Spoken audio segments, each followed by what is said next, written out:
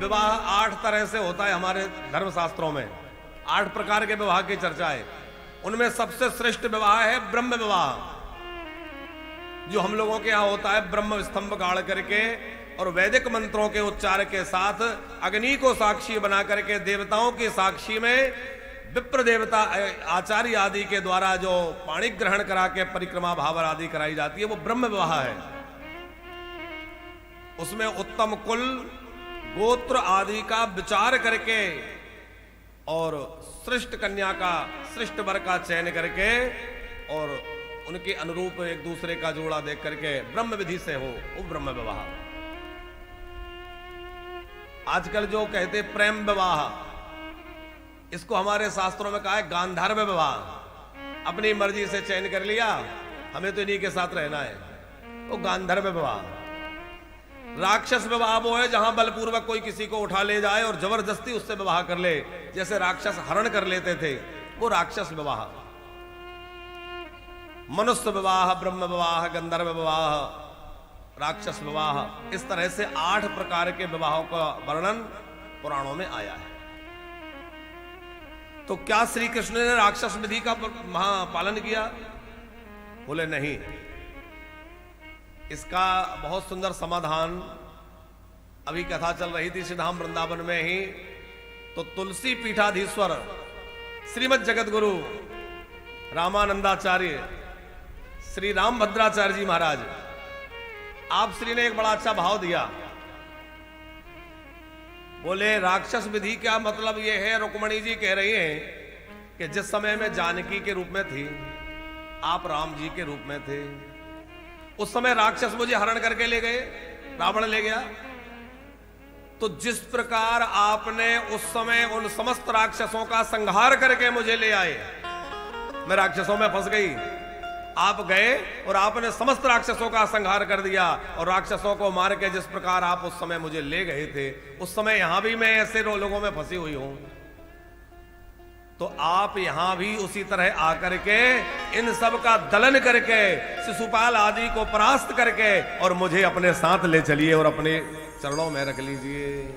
तो इसलिए वो राक्षस विधि का मतलब वो स्मरण करा रही है पुराने जन्म की कथा, कि जैसे आपने राक्षसों को मारा था, वैसे यहां आकर के यहां से मुझे इस बंधन से छुड़ा ले जाइए। बड़ा धूमधाम से ठाकुर जी का विवाह हुआ और धीरे धीरे समय व्यतीत हुआ। अच्छा, यहां विचार करने की बात है कि रुक्मणी जी कौन है? साक्षात लक्ष्मी जी हैं। लक्ष्मी की चाह तो हर कोई रखता है कि हमें मिल जाए, कौन नहीं चाहता? शिशुपाल को लग रहा है मेरी हो जाए। शिशुपाल ने उन लक्ष्मी को अपनी बनाना चाहा। अच्छा, रावण ने भी अपनी बनाना चाहा, जानकी के रूप में जब थी। रावण ने हरण करके अपनी बनाना चाहा, शिशुपाल ने वर्ण करके अपनी बनाना चाहा, लेकिन लक्ष्मी ना हरण से मिलेंगी ना वर्ण से मिलेंगी, लक्ष्मी तो नारायण के चरण से मिलेंगी। भैया नारायण के चरण पकड़ लो, क्योंकि लक्ष्मी जी वही निवास करती हैं। लक्ष्मी जी का नित्य निवास क्या है? लक्ष्मी जी का एक नाम है चंचला। चंचला का मतलब है जो बहुत चंचल है।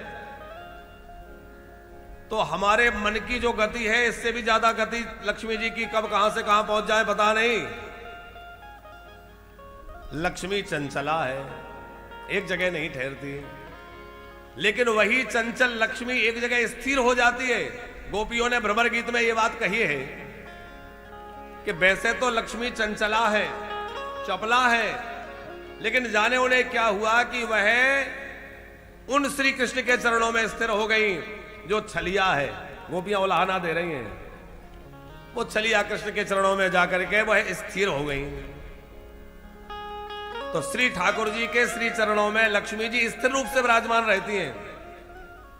यदि हम चाहते हैं कि हमारे घर में खूब माता लक्ष्मी की कृपा हो और घर में धन धान्य भरा रहे, भंडार भरे रहे, तो क्या करें? अकेली लक्ष्मी जी को मत बुलाइए, नारायण के चरण कमलों का आश्रय लीजिए, नारायण के चरण कमलों का वंदन करिए, और नारायण के चरण हमें प्राप्त हो जाएंगे तो लक्ष्मी तो स्वतः प्राप्त हो जाएंगी, क्योंकि उन्हीं चरणों में लक्ष्मी जी निवास करती हैं।